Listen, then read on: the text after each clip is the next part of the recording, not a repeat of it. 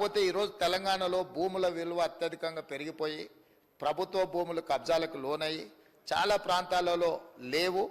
ఎక్కడైనా ఏదైనా మండల కేంద్రాలలో ఒకవేళ భూమి అందుబాటులో ఉంటే ప్రభుత్వానికి బడ్జెట్ కేటాయించడానికి ఎలాంటి ఇబ్బంది లేదు. అదేవిధంగా ఈ వేదిక మీద నుంచి తమరికి నేను చెప్పదలుచుకున్నది, మేము బీసీసీఐతో మాట్లాడుతున్నాం. వారితో ప్రాథమిక చర్చలు పూర్తి అయిపోయినాయి. నిన్న ఎక్కడైతే బేగర్ కంచెలో మనము స్కిల్స్ యూనివర్సిటీని ప్రారంభించుకున్నామో తొందరలోనే నేషనల్ అకాడమీ ఆఫ్ కన్స్ట్రక్షన్ కూడా అక్కడికే షిఫ్ట్ చేయాలనుకుంటున్నాం. దాని పక్కనే బీసీసీఐని ఒక ప్రపంచ అంతర్జాతీయ స్థాయి క్రికెట్ స్టేడియంను నిర్మించడానికి మేము భూమి కేటాయిస్తాం. మీరు వచ్చి అక్కడ అద్భుతమైన ద బెస్ట్ క్రికెట్ స్టేడియంను నిర్మించండి అని వాళ్ళతో మాట్లాడడం జరిగింది. వాళ్ళు కూడా ముందుకు వచ్చిండ్రు. దాదాపుగా రాబోయే కొద్ది రోజుల్లోనే వారికి భూమి కేటాయించడం, బీసీసీఐ స్వయంగా అక్కడ ఒక మంచి క్రికెట్ స్టేడియాన్ని నిర్మించడానికి ముందుకు వస్తుంది. కాబట్టి ఈ స్పోర్ట్స్ విషయంలో నిధుల కేటాయింపే కాకుండా ప్రత్యేక కార్యాచరణ, ఎందుకంటే క్రీడల పట్ల నాకు ఆసక్తి ఉంది. మీకు అందరు కూడా తెలుసు అధ్యక్ష, ఈ రాష్ట్రము వ్యసనాల నుంచి యువతను బయటికి తీసుకురావాలంటే క్రీడల్ని ప్రోత్సహించాల్సిన బాధ్యత ఈ సభ మీద ఉన్నది.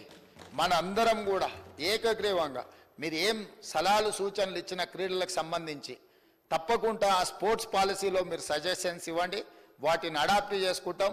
ఆల్రెడీ ఉన్న స్టేడియంలో మీకు యూసుఫ్గూడలో కోట్ల విజయభాస్కర్ రెడ్డి స్టేడియం ఉంది, అది ఇప్పుడు సినిమా ఫంక్షన్లకు అంకితం అయిపోయింది. గచ్చిబౌలిలో ఉన్న స్టేడియంలో పెళ్లిళ్లకు పేరంటాలకు పోతున్నాయి. సరూర్ నగర్లో కట్టిన అద్భుతమైన స్టేడియం అన్నాడు కాంగ్రెస్ పార్టీ ఉన్నప్పుడు, ఈరోజు రాజకీయ పార్టీ సభలకు సమావేశాలకు ఉపయోగిస్తున్నారు. హైదరాబాదు నగరంలో ఇప్పుడు ఎల్బీ స్టేడియంలో కూడా మనం క్రీడలు తగ్గినాయి, రాజకీయ కార్యక్రమాలు పెరిగినాయి. సో ఒక గత ప్రభుత్వాలు ఒక స్పోర్ట్స్ పట్ల ఒక ఎకో సిస్టమ్ ఏదైతే డెవలప్ చేసినరో ఆ ఎకో సిస్టమ్ అంతా కూడా ఇప్పుడు దెబ్బతింటున్నది. కాబట్టి వీటన్నిటి మీద కూడా ప్రత్యేక కార్యాచరణ తీసుకురావాల్సిన అవసరం ఉంది. వాటన్నిటిని కూడా మనం అప్గ్రేడ్ చేసుకొని కొత్తగా విద్యార్థులకు క్రీడల పట్ల ఆసక్తిని పెంచాల్సిన బాధ్యత ప్రభుత్వం మీద ఉన్నది. ప్రభుత్వం బాధ్యత తీసుకోవాలనుకుంటుంది.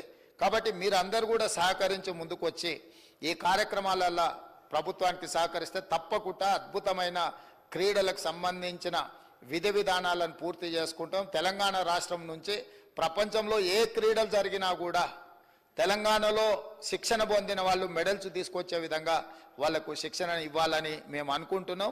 మీ మద్దతు ఉండాలని కోరుకుంటున్నాం అధ్యక్ష. అదేవిధంగా ఇంకొక చిన్న విషయం అధ్యక్ష,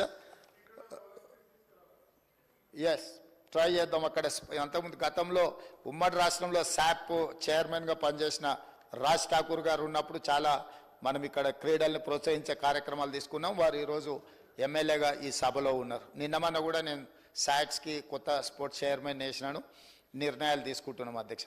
అదేవిధంగా కునంనేని సాంబశివరావు గారు 2 ప్రతిపాదనలు ఎందుకు ఇక్కడ ప్రస్తావిస్తున్నంటే, సురవరం సుధాకర్ రెడ్డి గారు సీనియర్ మోస్ట్ పార్లమెంటేరియన్, ప్రజా జీవితంలో సుదీర్ఘకాలం వారు పనిచేసిండ్రు, కమ్యూనిస్టు పోరాటాలలో పాల్గొన్నారు.